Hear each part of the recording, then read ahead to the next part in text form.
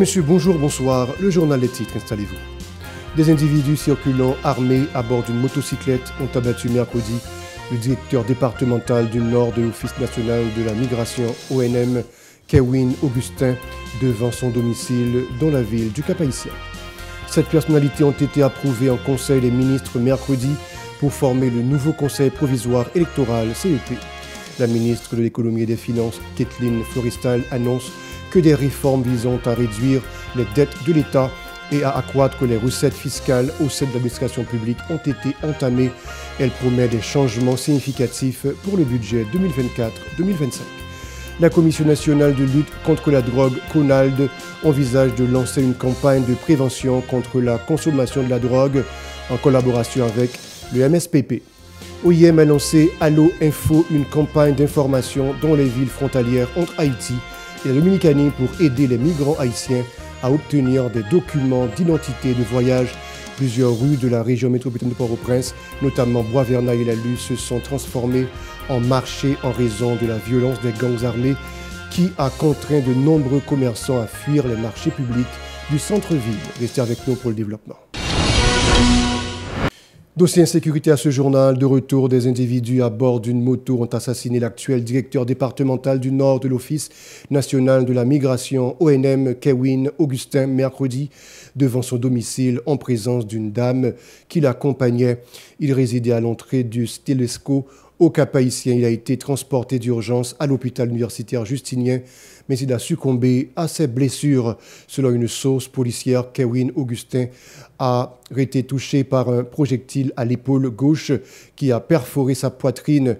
Le commissaire du gouvernement, maître Charles-Édouard Durand, le juge de paix Samuel Philippot, ainsi que des agents de police se sont rendus à l'hôpital pour dresser le constat. Jean-Wilfried Aristide, étudiant en troisième année à la faculté de droit et des sciences économiques de l'UEH, mardi est décédé lors d'un exposé sur la démographie dont les locaux de l'OPC à Bourdon. Son décès tragique a provoqué une vive émotion parmi ses camarades. Il convient de souligner que plusieurs entités de l'UEH, dont leur siège se situe au centre-ville de Port-au-Prince, sont provisoirement relogées dans les locaux de l'OPC en raison de la crise sécuritaire actuelle. Le CPT a discuté mardi avec le directeur général AI de la PNH, Ramon Normil, des défis majeurs liés à l'insécurité dans le pays. Le conseiller président Leslie Voltaire a déclaré que cette démarche précède la mise en place du Conseil national de sécurité CNS.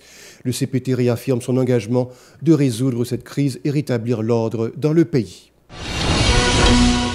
La MMSS en Haïti a indiqué que des chefs de gangs armés ont envoyé des émissaires pour négocier une trêve et entamer un dialogue.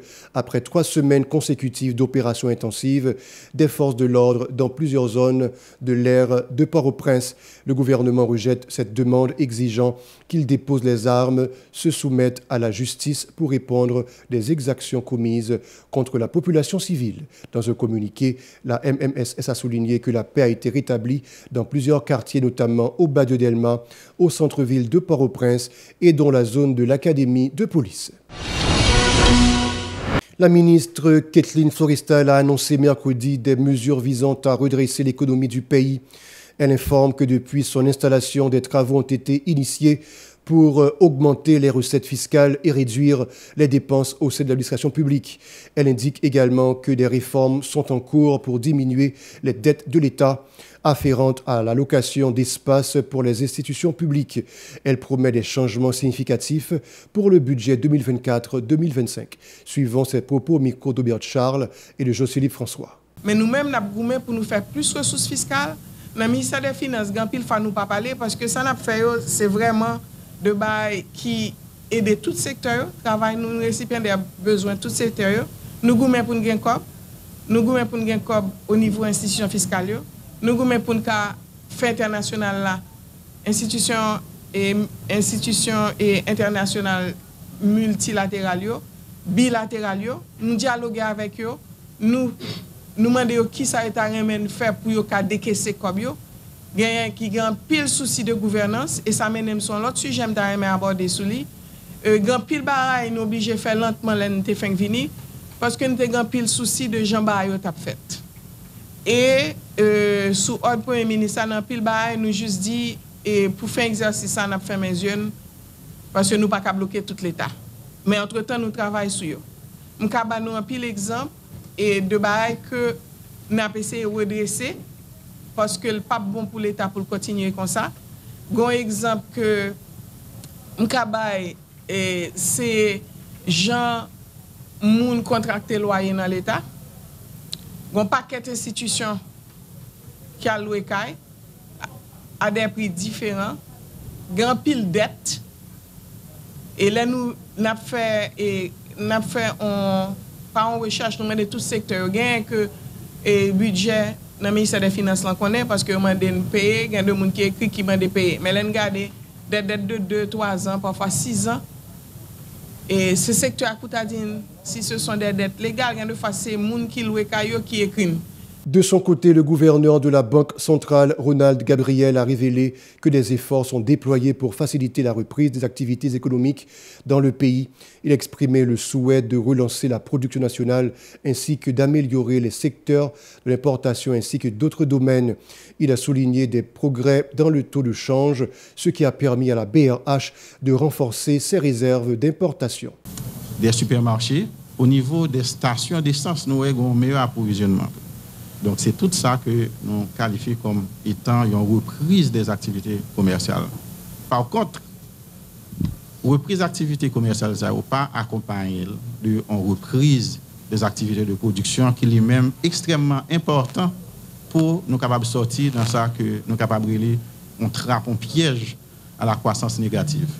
Et le ministère saute parler de l'italien là, nous entrons dans la 6e année consécutive de contraction du PIB. Projection que nous faisons montrer que nous avons fini l'année avec un taux de croissance négative qui est situé entre 3% et 4%.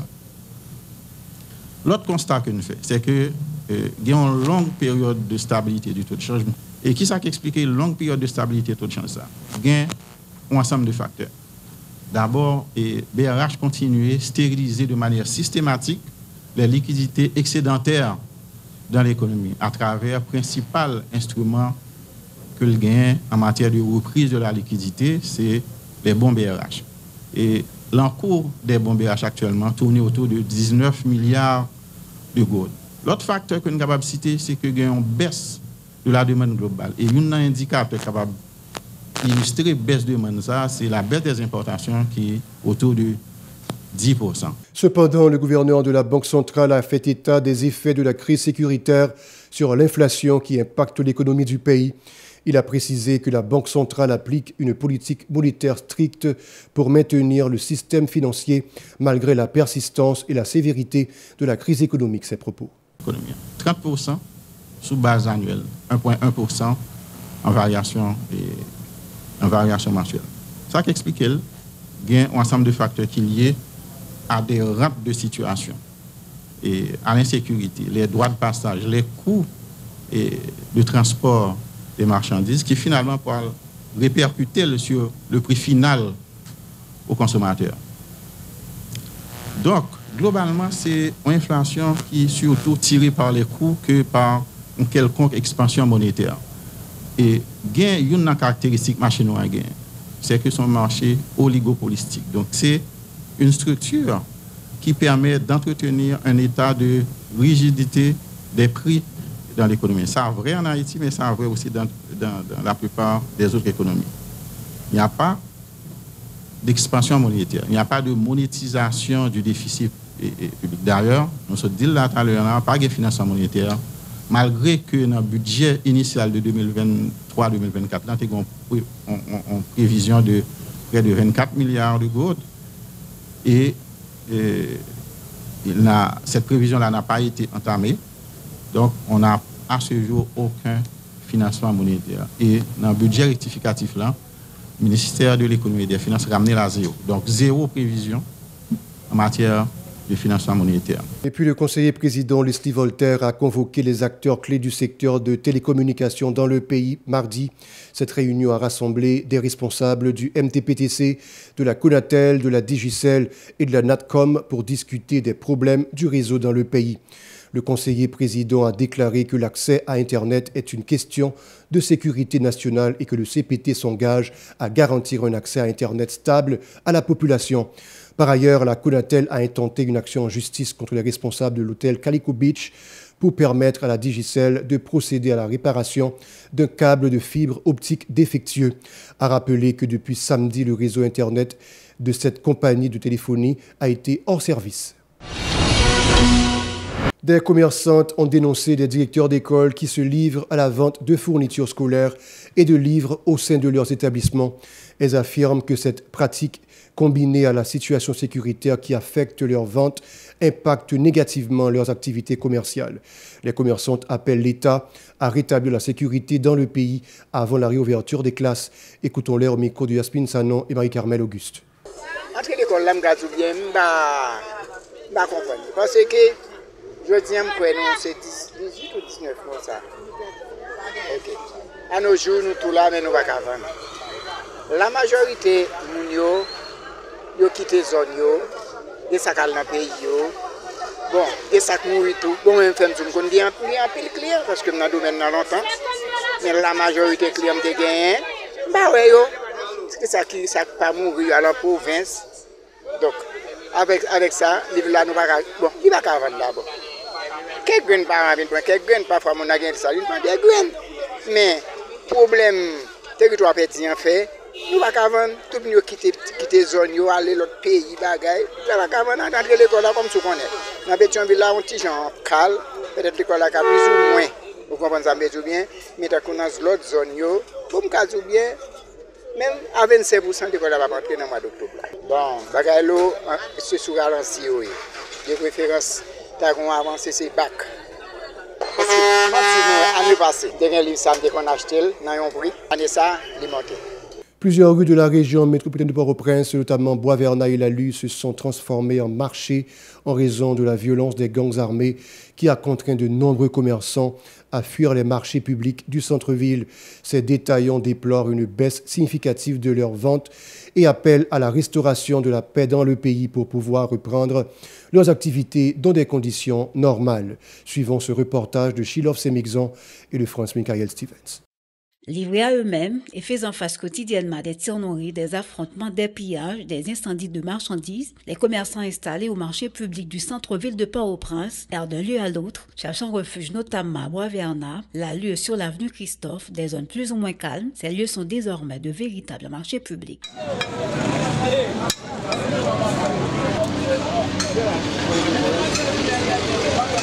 À La Lue dès le matin, les marchands de potage, d'épices, de légumes et de vivres alimentaires sont présents, tentant de vendre leurs produits tout en évitant la vigilance des forces de l'ordre. C'est laissé pour compte témoigne avoir erré d'une rue à l'autre avant d'aboutir dans les zones périphériques du Champ de Mars. Nous-mêmes, c'est en bas de défendre nous dans la ville là. Mais Jean-Baptiste a représenté à là, nous pas en bas la ville encore. Nous sommes des casernes, nous courons, nous traversons bon Saint-Louis, nous traversons bon Mojolé, pour débrouiller en bas, et puis nous atterrir là. Nous là, c'est ça, mais nous ne pas camper, nous ne pas quitter nous là.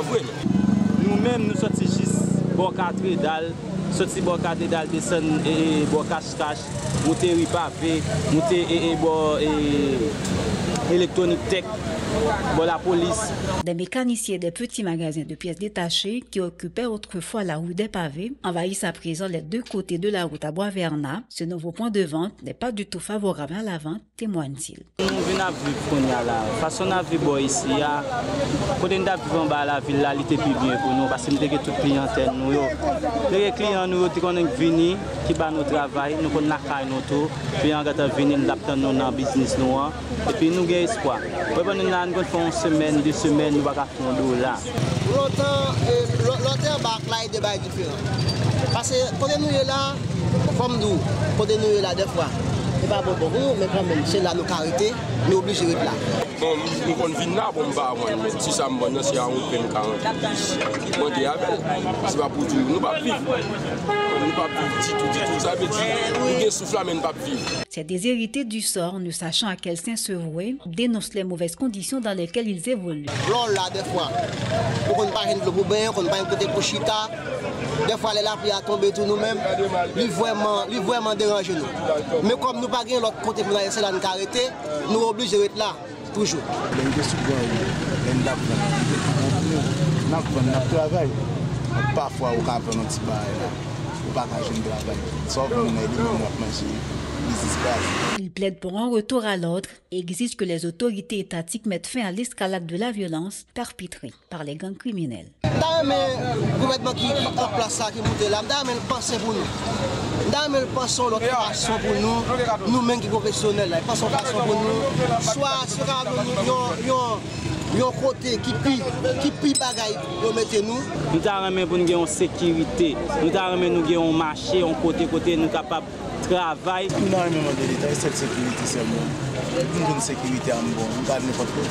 Pour carrer les mal fait. La situation est similaire dans les communes non occupées par les bandits. Presque toutes les routes se transforment en marché public. L'insécurité continue d'affecter négativement l'économie nationale, plongeant une population déjà vulnérable encore plus dans la misère. Voilà, c'est la fin du journal. Restez avec nous pour la suite de la programmation.